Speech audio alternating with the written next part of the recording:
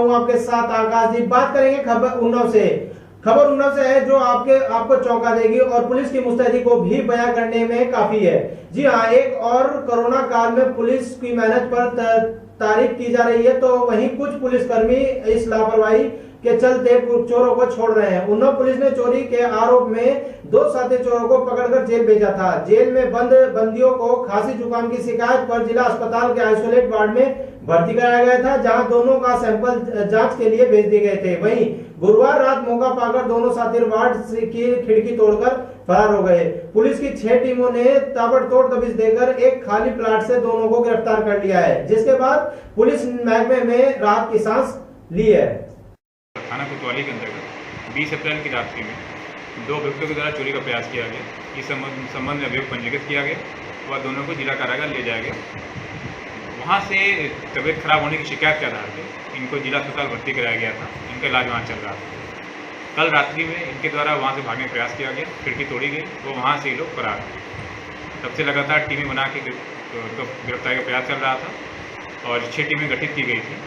अभी दोनों ही अभियुक्त अजय उर्फ करिया व रोहित पुलिस की गिरफ्त में आ गए हैं, तो दोनों के खिलाफ विधिक कार्रवाई की जा रही है। औरैया शहर कोतवाली के अंतर्गत सुभाष चौराहे पर लॉकडाउन का उल्लंघन करने वालों की अब खैर नहीं है। बार बार मना करने पर भी अब वाहन स्वामी नहीं मान रहे हैं, जिसके बाद एसपी महोदय के निर्देश पर वाहन चेकिंग अभियान चलाया गया, जिसमें लोगों से घरों में रहने की और हेलमेट पहनने की अपील लोगों से की गई। और मोटरसाइकिल चलाए तो हेलमेट लगाए, हम नियम है, कोरोना बचाएं और घर पर रहें। देखिए ऐसा है, हम लोगों ने जो समय है मार्केट का और दुकानों में निकलने का उसको रिस्ट्रिक्ट कर दिया है, देखते हुए कि कोरोना पॉजिटिव की संख्या 12 हो गई है। उसी क्रम में सुबह सुबह हर अधिकारी, हर एसओ से लेकर एसपी तक हर कोई सुबह सुबह निकलता है इसी चीज़ को इंश्योर कराने के लिए कि लॉकडाउन का 100% पालन हो रहा है। So far the feedback is good. Corona महामारी के बीच अस्पतालों में खून की कमी ना पड़ जाए और खून की कमी की वजह से मरीजों को ठीक करने में दिक्कत ना हो, इसी के पूर्वानुमान को ध्यान में रखते हुए आज गाजियाबाद में राष्ट्रीय स्वयंसेवक संघ ने अनुवांशिक संगठन सेवा भारतीय ने रक्तदान कार्यक्रम की शुरुआत की, जिसमें आज पहले दिन करीब 55 स्वयंसेवकों ने ब्लड देकर इस अभियान को आगे बढ़ाया और ब्लड बैंकों को ब्लड से भर देने का अहम फैसला लिया और कोरोना पर विजय पाने का संदेश भी लोगों को दिया। तो संघ की तरफ से ये आज बहुत ही अच्छा यहाँ पे ब्लड कैंप लगाया गया, जिसमें लगभग हमने 100 लोगों का प्रयास किया कि 100 लोग ब्लड दे पाए, लेकिन 100 तो नहीं हो पाए। अभी लगभग 60 के आसपास तक पहुँची है संख्या। इस महामारी को भरने के लिए एकमात्र साधन जो है वो खून की कमी हो रही है, तो इस छोटे से इसमें अपना जो है योगदान देने के लिए मैं भी यहाँ आई हूँ अपने परिवार के साथ, और हम लोग यहाँ पर खून दे रहे हैं ताकि छोटा सा हम लोग ये देश के प्रति। इस ब्लड डोनेशन कैंप का जो उद्देश्य था, क्योंकि जानकारी मिली थी कि जो सरकारी अस्पताल है वहाँ पर ब्लड जो है उसकी कमी हो रही है और कभी भी ज़रूरत पड़ सकती है, तो राष्ट्रीय स्वयंसेवक संघ गाजियाबाद विभाग ने हमको जानकारी दी इस बात की। तो यहाँ पर हमारा जो इंदिरापुरम में अवंतिका हॉस्पिटल है, डॉक्टर युवराज शर्मा जी के सहयोग से हमारे राष्ट्रीय स्वयंसेवक संघ के सभी स्वयंसेवकों ने आकर के यहाँ पर आज लगभग 52 स्वयंसेवकों ने यहाँ पर जो है ब्लड डोनेशन दिया है। समाज के भी लोग थे। दिल्ली में कोरोना संक्रमित लोगों की संख्या लगातार बढ़ती ही जा रही है। कोरोना संक्रमण के बढ़ने से दिल्ली में हॉटस्पॉट और कंटेनमेंट जोन की संख्या भी इजाफा हो रहा है। संक्रमण से बचने के लिए सरकार लोगों से बार बार एहतियात बरतने की अपील भी कर रही है, लेकिन इसके बावजूद भी लगातार संक्रमित लोगों में बढ़ता ही जा रहा है और आसपास के इलाकों के लिए चिंता का विषय भी बना हुआ है। नहीं, उस एरिया को भी सील किया गया जिसमें 43 केस निकले हैं अभी, और हम चाहते हैं ये जितने भी जो हैं उन पर सख्त कार्रवाई और सख्त जगह सील करा जाए ताकि पब्लिक और रुक सके इस तरीके से। ये व्यवस्था तो सरकार द्वारा और जो हमारी पुलिस और हमारे जो सिविल डिफेंस के वॉलंटियर हैं उनके द्वारा बहुत अच्छी सुरक्षा की गई थी, लेकिन लोग यहाँ की जनता थोड़ी सी नहीं मान रही है। वो लोग अभी इस कोरोना महामारी को थोड़ा लाइटली ले रहे हैं। कोरोना वायरस कितना खतरनाक है इसका सीधा उदाहरण औरैया जिले में देखने को मिल रहा है, जिसकी वजह से यमराज को भी मानव को समझाने औरैया की धरती पर आना पड़ा। पुलिस को यह तरीका खूब नजर आया। अगर लोग मौत से डरते हैं तो क्यों ना मानव को समझाने के लिए यमलोक से यमराज को ही बुलाया जाए। फिर क्या था, पुलिस के साथ यमराज भी सुभाष चौक और औरैया की मुख्य सड़कों पर पुलिस के साथ मानव को समझाने निकल पड़े।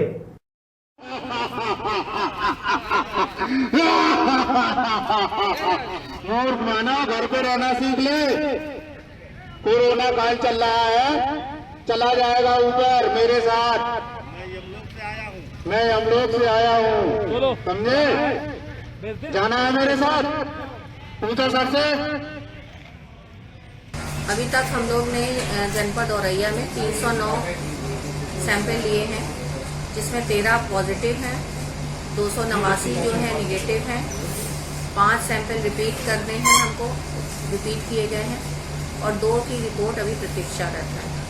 मुंबई का समुद्री किनारा अब गुलाबी रंग में रंगा हुआ दिखाई दे रहा है। राजहंस फ्लैमिंगो पक्षी 2000 से लगभग 5000 किलोमीटर की दूरी तय करके आसानी से उड़कर यहाँ पर आते हैं। यद्यपि इसमें इन्हें काफी समय लगता है। पक्षियों में एक हैरत से में डाल देने वाली बात यह है कि जब ये सभी प्रवास के लिए निकलते हैं तो अकेले नहीं बल्कि हजारों की संख्या में दल बनाकर निकलते हैं। हर साल की तरह इस साल भी विदेशी पक्षी फ्लेमिंगो लाखों मीलों की दूरी तक का सफर तय कर समुद्र किनारा नवी मुंबई पहुंचे। ये अकेले नहीं, हालांकि ये अपने पूरे झुंड के साथ यहाँ पे पहुंचते हैं। गोविंद पाल, नवी मुंबई, HK न्यूज। गाजियाबाद जनपद में उस समय हड़कंप मच गया जब सोशल मीडिया पर एक वीडियो वायरल हुआ। वायरल वीडियो के मुताबिक IMS में क्वारंटाइन हुए एक व्यक्ति को मृतक बनाया जा रहा था। मामले की सूचना मिलते ही सरकारी तंत्र और मीडिया में हड़कंप मच गया। आनन फानन में मीडिया की टीम घटनास्थल पर पहुंची और बेहोश व्यक्ति को सरकारी हॉस्पिटल में भर्ती कराया गया। ये वीडियो वायरल हो रहा है, ये मेरे ही संज्ञान में भी जैसे ही आया मैंने तुरंत अपनी एक डॉक्टर्स की टीम वहाँ भेजी कि इसमें क्या सच्चाई है पता लगाएं। वहाँ पर वो पेशेंट बिल्कुल ठीक हैं, वो क्वारंटाइन में रखे गए हैं। 20 तारीख को ही हमारे उसमें क्वारंटाइन में आए थे, 4 दिन पहले ही आए थे। 60 ईयर्स के हैं। प्रिकॉशनरी भी हमने ब्लड प्रेशर, शुगर और अन्य जितने वाइटल्स से नॉर्मल हैं, होश में हैं, उनको तब भी प्रिकॉशनरी की 60+ हैं, तो उनको हमने हॉस्पिटल में लाकर उनको रख लिया है और बिल्कुल ठीक है, ऐसा कुछ नहीं है। और ये इस तरह के वीडियो वगैरह जो लोग डालते हैं इससे माहौल और ख़राब करते हैं और पैनिक क्रिएट कर रहे हैं। अयोध्या में रमजान महीने को लेकर प्रशासन लॉकडाउन के पालन के लिए लगातार मुस्लिम धर्मों के संपर्क में है। नगर विधायक वेद प्रकाश गुप्ता, SSP और जिलाधिकारी ने मिश्र आबादी वाले क्षेत्रों में मुस्लिम समाज के लोगों से मुलाकात कर लॉकडाउन का पालन सुनिश्चित कराने का आग्रह किया। को ऐसे किट का वितरण किया जाए। जो है साप्ताहिक बंदी भी है यहाँ पे, तो उसको देखते हुए 100% लॉकडाउन का पालन कराया गया है। एक्सेप्ट कि चूँकि बैंक्स आज खुले हुए हैं तो बैंक्स के जो कुछ ग्राहक हैं वो आ रहे हैं, उसके अलावा 100% जो है आज लॉकडाउन का पालन कराया गया है। और अन्य दिनों पर जो एक व्यवस्था हम लोगों ने बनाई है जिसमें एसेंशियल सर्विसेज हैं या मेडिकल इमरजेंसी हैं और बहुत कुछ जो ज़रूरी जो इंडस्ट्रीज़ हैं उनको छोड़ करके बाकी बंदी का हम लोग रखते हैं, तो बाकी दिनों पे वही व्यवस्था चलती रहेगी। संदेश गया है, बड़े बड़े यहाँ पर कार्य हुए हैं और उसके बावजूद यहाँ पर लोगों ने बहुत ही अच्छी तरीके से सभी हिंदू मुस्लिम सभी लोगों ने झुमका जुमनी संस्कृति का जो है परिचय दिया है। और इसी को देखते हुए रमज़ान में भी मैंने DM साहब ने और नीचे एडिशनल SP COs वगैरह सभी ने मीटिंग्स की हैं और उसमें सभी लोगों का सहयोग मांगा गया है कि लॉकडाउन का पूर्णतः पालन किया जाएगा। अपने अपने घरों में रहें, अपने अपने घरों में नमाज अदा करें, अपने घरों में इफ्तार करें, अपने घरों में रोज़ा करें और उसमें जो भी दुआ है इस कोरोना के खिलाफ में दुआ भी मांगें। और सभी लोगों ने इसमें अपना सहयोग करने के लिए सभी धर्मगुरुओं ने, सभी जो हमारे लीडर्स हैं सभी ने ये बताया कि इसमें पूरा पूर्णतः सहयोग किया जाएगा, लॉकडाउन का पूर्ण पालन किया जाएगा। वह आजादपुर मंडी में लगातार लॉकडाउन कर्फ्यू के नियमों का धड़ल्ले से उल्लंघन हो रहा है। अधिकारी और प्रशासन द्वारा कई बार नए नियमों को बनाए जा रहे हैं, लेकिन बावजूद इसके भी लोग इन नियमों का पालन नहीं कर रहे हैं। कोरोना वायरस वैश्विक महामारी के चलते पिछले दिनों की तरह सर्विक फाउंडेशन द्वारा कानपुर के समुदाय आश्रम गुंजेनी द्वारा रसोई से लगभग 500 लोगों का पका हुआ खाना वितरण किया जा रहा है। संस्था के संरक्षण ब्रजेश्वर पांडे जी ने बताया कि वह पिछले 22 दिनों से लगातार जरूरतमंदों को खाद्य सामग्री बांट रहे हैं। बुलंदशहर में भी थाना स्तर पर राज्य स्तरों को लेकर लोगों से अपील की जा रही है और कहा जा रहा है कि रोजे के दौरान अपने घरों में रहें और अपनी सारी धार्मिक क्रियाकलाप अपने घरों में ही संपन्न करें और सोशल डिस्टेंस का भी पूरा पालन करें। लोगों से ये अपील की है कि लॉकडाउन है और इस बीमारी से हिफाजत के लिए यकजा होना और भीड़ लगाना, ये है डॉक्टर लोग इसको मना करते हैं। इसकी हिफाजत अलग अलग और फासले के साथ रहने ही में है। इसलिए जैसा कि अब तक फ़र्ज़ नमाजें लोग घरों पर पढ़ रहे हैं और मस्जिद में 3-4 लोग पढ़ रहे हैं, इसी तरह रमज़ान में भी लोग अपने घरों पर ही नमाज के साथ तरावी की नमाज अदा करें और मस्जिदों में जिस तरह से पहले से पढ़ रहे हैं 3-4 लोग, इसी तरह अब भी 3-4 लोग ही पढ़ते रहें।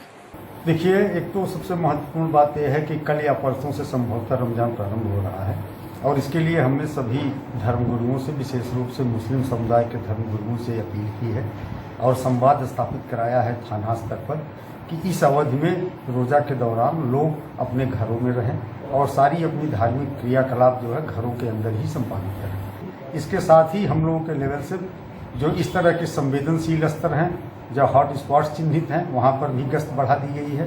साथ ही बाज़ारों में गश्त बढ़ा दी गई है और ये सुनिश्चित किया जा रहा है कि लोग इस सोशल डिस्टेंसिंग का पालन करें और लॉकडाउन का पूर्णतः अनुपालन सुनिश्चित हो। खबरों में फिलहाल इतना ही। मुझे दीजिए देश और दुनिया की तमाम छोटी से बड़ी खबरें देखने के लिए बने हमारे साथ देखते रहिए HK न्यूज़। नमस्कार।